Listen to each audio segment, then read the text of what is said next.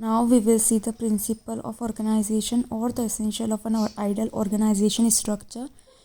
हम जो है संगठन ढांचे के कुछ सिद्धांत देखेंगे और एक अच्छे संगठन ढांचे में क्या क्या तत्व होने चाहिए अब ये देखते हैं। तो पहला जो तत्व है वो ये है that there should be proper division of work. काम का विभाजन बहुत सही तरीके से उपयुक्त तरीके से होना चाहिए। आपको पता है कि कोई भी उद्देश्य की प्राप्ति के लिए एक व्यवसाय को कई कार्य करने पड़ते हैं। उन कार्यों को पहचान कर उनको सही तरीके से विभाजित करना बहुत आवश्यक होता है।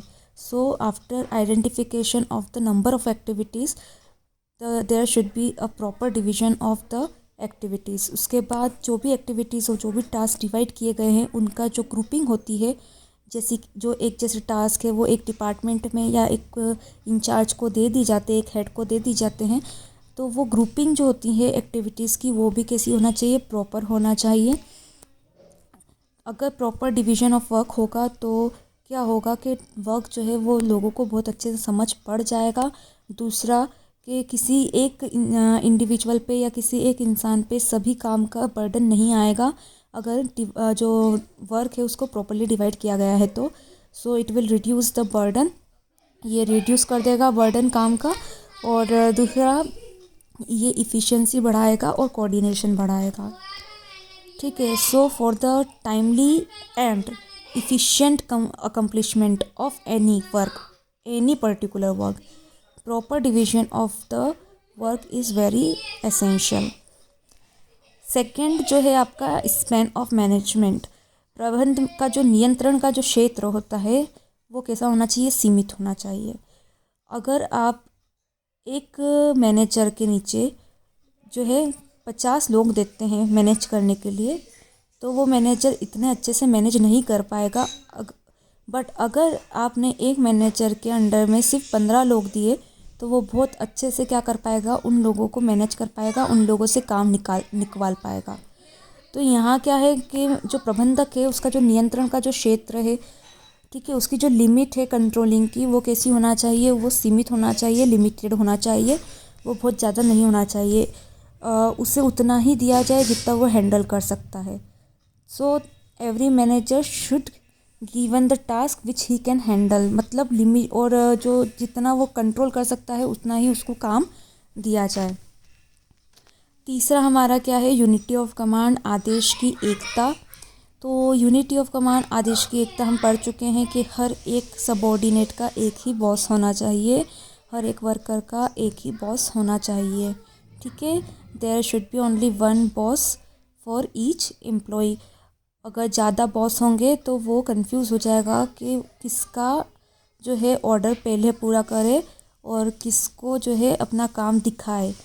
इसलिए ये कन्फ्यूजन दूर करने के लिए ज़रूरी है that there should be only one boss. तो ऑर्गेनाइजेशन स्ट्रक्चर को बनाते समय ये भी ध्यान में रखना होगा कि कहीं ऐसा तो नहीं है कि दो एम्प्लॉय को किसी एक एम्प्लॉय को दो मैनेजर्स से जो है ऑर्डर मिल रहे हैं, एक एम्प्लॉय को एक मैनेजर से ही ऑर्डर मिलना चाहिए। ऐसा नहीं होना चाहिए कि एक एम्प्लॉय को दो मैनेजर से ऑर्डर मिल रहे हो।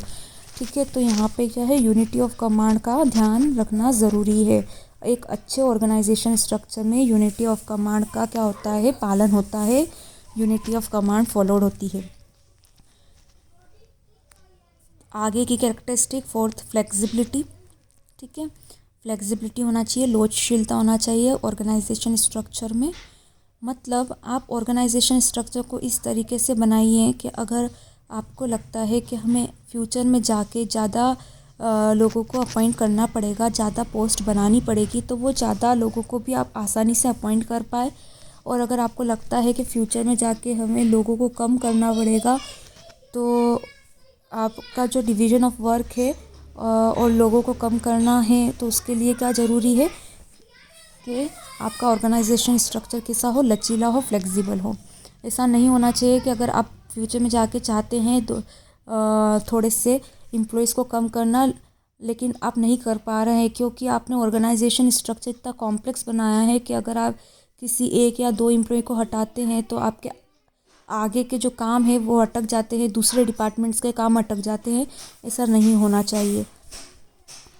लास्ट हम देखते हैं तो लास्ट फीचर जो है प्रिंसिपल ऑफ ऑर्गेनाइजेशन, जो है लास्ट वो है proper distribution of authority and responsibility. एक अच्छा ऑर्गेनाइजेशन स्ट्रक्चर वही होता है जिसके अंदर काम के साथ साथ रिस्पॉन्सिबिलिटी भी दी जाए और साथ में सीमित अधिकार भी दिए जाए। सीमित मतलब बराबर अधिकार भी दिए जाए। अधिकार मैंने आपको पहले ही बताया था, अधिकार उतने ही देना चाहिए जितना किसी कार्य को पूर्ण करने के लिए आवश्यक हो। That means authority should be given only that much which is necessary for the accomplishment of a particular work. More authority will lead to the laziness. अगर ज़्यादा अथॉरिटी देती है तो सामने वाला लेज़ी हो जाएगा, वो सोचेगा, वो अपने आप को सुपीरियर मानने लग जाएगा और आलसी हो जाएगा। तो जो अधिकार दिए जा रहे हैं उसका गलत इस्तेमाल भी वो कर सकता है। इसलिए अधिकार जो है कार्य को पूरा करने के लिए उतना ही अधिकार देना चाहिए जितना कार्य को पूरा करने के लिए उसकी आवश्यकता है। ठीक है, मतलब अथॉरिटी हमको अधिकार तो देने होंगे सामने वाले से काम करवाने के लिए, साथ में उसको उत्तरदायित्व ही भी देना चाहिए कि अगर वो काम सही तरीके से नहीं कर पाया तो वो उत्तरदायी होगा, वो जवाबदेह होगा।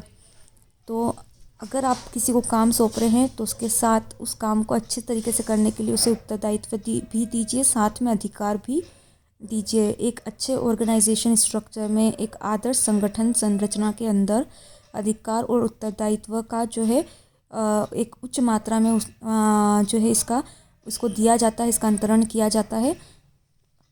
इससे क्या होता है, हमारे जो भी बिजनेस है उसके उद्देश्यों की प्राप्ति में ये सहायक होते हैं और इससे कोऑर्डिनेशन, समन्वय बना रहता है। इसमें जो है झगड़े, डिस्प्यूट वगैरह सब कम हो जाते हैं। अब ये हमने देखे एक आदर्श संगठन की संरचना के कुछ तत्व, और बहुत से और दूसरे प्रिंसिपल भी है जो एक अच्छे ऑर्गेनाइजेशन स्ट्रक्चर में होना चाहिए, बट मैंने आपको चार्ट के 5 समझाए हैं। अगर आपको कोई भी एक एक्स्ट्रा पॉइंट में कोई डाउट हो रहा है तो आप अलग से पूछ सकते हैं।